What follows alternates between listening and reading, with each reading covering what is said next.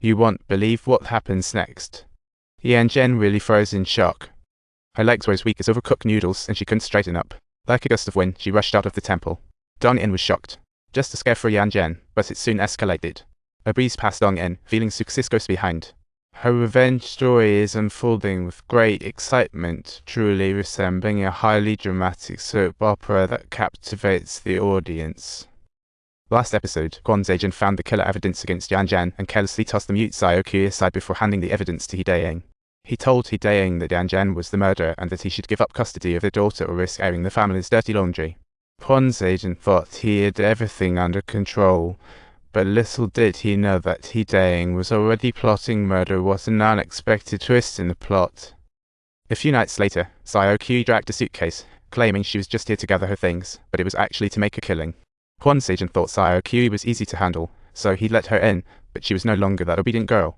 She seized the opportunity to squeeze out the eye drops and replace them with a spicy liquid. What a prankster. This bottle of liquid was actually given to her by Dong In, perfect revenge weapon. When Zaijun saw her former bully in her current state, there was a twinge of satisfaction. Just a few drops could blind Quan Zaijun, but the depth of Zaijun's rage was by no means easily comprehensible. The next day, Quan Zaijun was shocked to learn that his daughter had dropped out and wanted to study abroad. She rushed to Hidayang's construction site like a frantic TV drama heroine.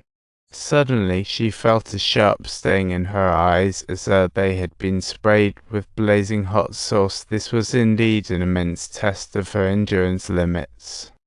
The car was hit, but miraculously, Quan Zaijun was still alive and sent to a mysterious high-rise. He was covered in blood, desperately shouting for help like a character in a horror movie. However, he was so easily pushed down, much like the girl he had hurt 18 years prior, feeling at this moment like a tragic hero who had fallen from the stars.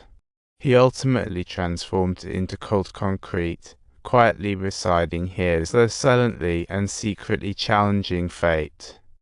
He could be seen as an innocent sacrifice on when Dongwen's revenge road, how tragic yet comical. Later, Hidayang gave Yan Zhen two choices, confess or end it all.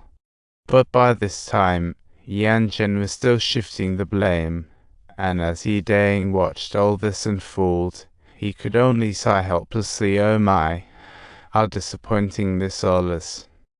Arrogant Yan Zhen lost her final chance, and the 10-year marriage was finally reaching the end. Some say there was love between them, even if shallow, but there was at least a sliver of warmth. After their divorce, Hidayang and Yan Zhen's lives changed channels. Their marriage was never the same. Hidayang took their daughter and flew away. Yan Zhen's life now was worse than that of a monk, drowning in memories, while her friends faced grim fates. Every day, she was haunted by the spirit of Yin Saxi, like the lead in a popular horror flick. She actually escaped legal consequences. Astonishing. It was all thanks to her mom's corrupt cop protection. 18 years ago, Dongwen witnessed the tragedy of Yin Saxi, but he lost track of time with his headphones on. Just as he was about to peak, his phone rang like a demon's arrival. What an awkward moment. Fearing revenge, he anonymously mailed the info to the police, only to be caught by the corrupt cop. He couldn't clear his name even if he jumped into the air. 18 years later, Yan Zhen killed again, and the corrupt cop was still helping. What a seasoned actor. The corrupt cop was secretly planning to make a quick buck, but who would imagine the body would be hidden in a remote morgue. Soon after, the case of Sun Ming was opened for investigation, and the police quickly zeroed in on Yan Zhen. Upon seeing this, Yan Zhen panicked and sought help from the corrupt cop once more, but that's precisely when the direction of events took an unexpectedly ridiculous turn. The body was gone. Oh my, total meltdown. It was a classic what now moment. The corrupt cop never imagined that Dongwen had already taken care of the body. What a poetic twist. He tossed the body back to where it fell long ago, raising the police's suspicions immediately. When Yan Zhen saw the body missing, he lost it, filled with rage, while the corrupt cop casually said, "Don't worry, I'll take care of it." But his mind was scrambled with thoughts of running away. Just as he opened his front door, he saw two guys breaking into his safe. They were the corrupt cop's slackers. Talk about a tough gig. They'd be better off with a regular job. These two were not only slow on the uptake, but the corrupt cop also abused them all these years. Such a pity. Now they're all looking to flee, but they want some severance pay first. The corrupt policeman once instructed them that rainy weather was the perfect time to dispose of evidence, thinking it was foolproof, but unfortunately, that maneuver turned out to be their undoing spectacularly. The police discovered DNA beneath Sun Ming's nails, undoubtedly a crucial piece of evidence. While digging through the Suxi case, they discovered a long overlooked lighter that had never been thrown away. Turns out Yan Zhen's mom had hidden it long ago. It's like a trap set up in advance. And she just kept that evidence. What a ridiculous twist.